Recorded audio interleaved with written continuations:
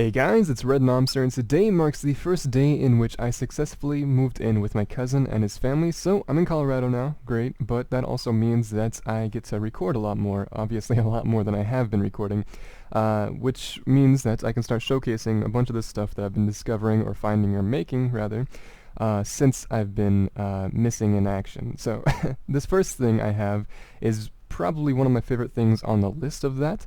And that is basically a player detecting trap, and it comes in many different shapes and sizes. This one right here is very expandable, and of course it's completely seamless as well.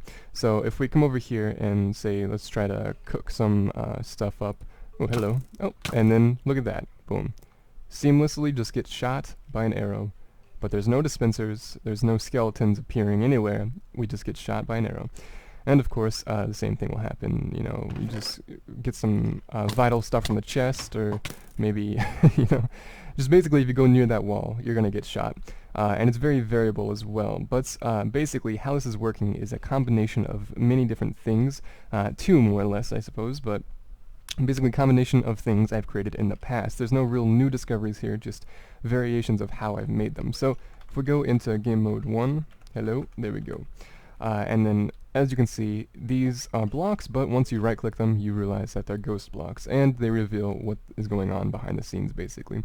So I have a ghost block generator that's pushing ghost blocks in front of these skeletons, and a downfall, I thought anyways, when I first started messing around with ghost blocks, is that mobs ignore ghost blocks completely, because they are server-side, but the ghost blocks are not, so basically, they don't see the ghost blocks. They don't care if they're there. They can shoot through them.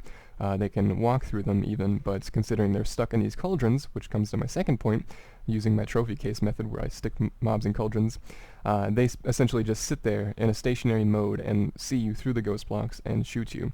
Now, another reason why this is probably one of my favorites is because it's very expandable in a sense where you can use a few different mobs as well.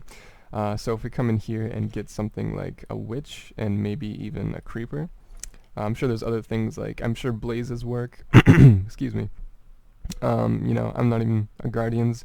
I'm not sure if they fit in cauldrons though, but we can go ahead and mix it up a little bit. Maybe put a witch in here, and then maybe even like a... Actually, let's put the witch in this one just so he doesn't blow up all the redstone. The creeper anyways. So, yeah. Put this little guy right there. Beautiful. Now, essentially in survival, you'd have to coax them in with webs like I showed in my detailed trophy case video, but... for example, I'm just going to show how to stick them in creative mode.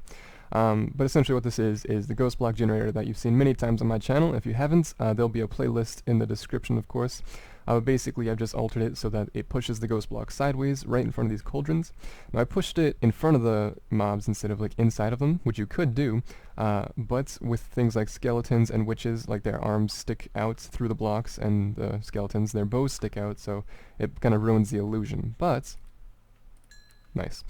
But with creepers, it's completely seamless without having to push them out. So if you don't want to use the extra slime blocks to push just a little bit closer, you can go ahead and do that. Now, I'm not going to show a tutorial for this either, just because I've made this many times on my channel, but I will put a world download in the description if you're interested in looking at it closer, or interested in building it yourself, I suppose. So basically this starts a clock, and that clock just puts ghost blocks up to that point of the hopper, and then the hopper stops it because it's immovable, and then the lever just flips it back off so it doesn't make noise.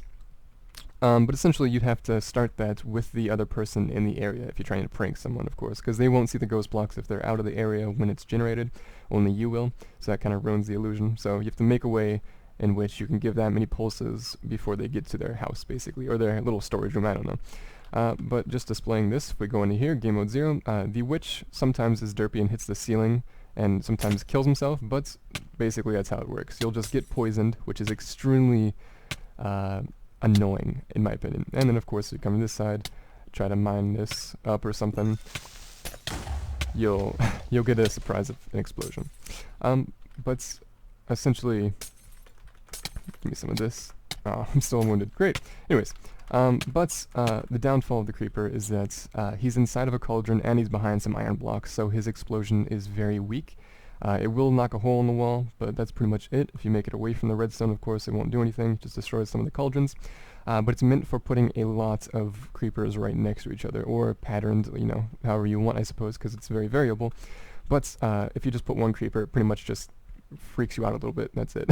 But it does seamlessly explode through the wall once you get up to the wall and try to do some stuff, so it's completely player detecting and survival friendly in that sense. So, but that's all I really have for this video, guys. I'll go over, of course, some of the other stuff in the next video and the video after that. I have something really cool coming up I think is pretty interesting. It's not very game-breaking, but I think it's a thing that somebody has tried in the past, and I kind of ultimately made a very good way of making it, in my opinion. But that's all I really have. So if you guys enjoyed this video, leave a like, and of course subscribe if you're new here. It helps out a lot. And also leave a like if you enjoy that I'm not dead anymore. I'm back. So hello. I guess, I don't know. I actually want to start doing some other things as well on my channel in terms of like messing around with other games. You guys really enjoyed my how to, or more or less my how to cure boredom in Stranded Deep, so I think I might start doing that in some other games.